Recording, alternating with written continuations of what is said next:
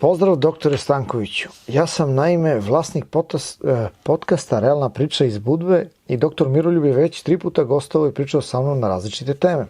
Moram da napomenem ovoj omladini da sam slušajući Miroljuba u manje od 2 godine rada na sebi i povezivanje sa Bogom uspio da dočekam dobru ženu kao dar od Boga, pokrenem privatni biznis i dobijem na posledku sina prvenca koji je, slava Bogu, živ i zdrav. Mladi momci, ako želite da imate uspešan život dostojan jednog Božijeg sina, slušajte Miroljuba jer je za sve u pravu. Pitanje, ako možete da ispromovišete moju burekdžinicu zvanu Piterija, ko te pita u Budvi? Veliki pozdrav i samo nastavite sa snimanjem. Može, prijatelju, evo, besplatno za tebe. Znači, Piterija, ko te pita u Budvi, zdravlje Bože ako dođemo.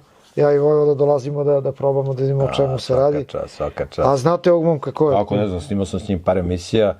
Njegov podcast se zove Realna priča. Ne realna priča, nego realna priča. Ja se izvinjam. Priči i apostrof. Jeste, realna priča. Eto, drago mi je da si otvorio tu piteriju. Nadam se da imaš, da nabavljaš negdje internalno brašno pa da praviš i pite od internalnog brašna.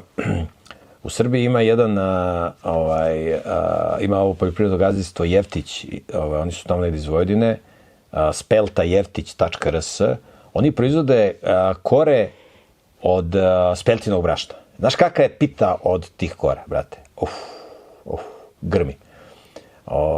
Tako da, mislim da te kore možete i vi sami da pravite.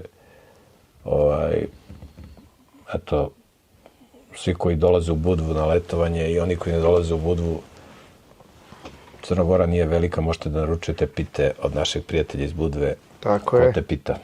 I ako mogu da dodam, ovo si rekao dobio sina prvenca.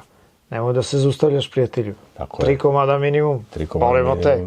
Volimo te. Za početak 3 komada, a posle ide još. Samo ženi omogući sve što joj treba da bude ušuškana i da je motivišeš da ona što više ima vremena da se posveti onome što je najlepše, jer žene koje više rađaju, koje više doje, to su najlepše žene.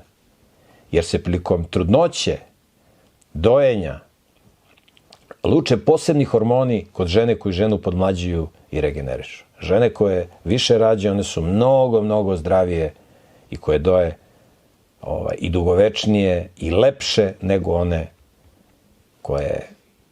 koje nisu majke.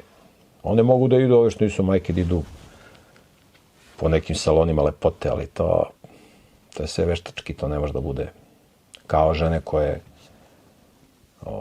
rađaju, doje i naravno zdravo žive. Dakle, ko te pita u Budvi? Molim vas da izreklamiramo našeg brata, ovo mi se sviđa, svaka čast.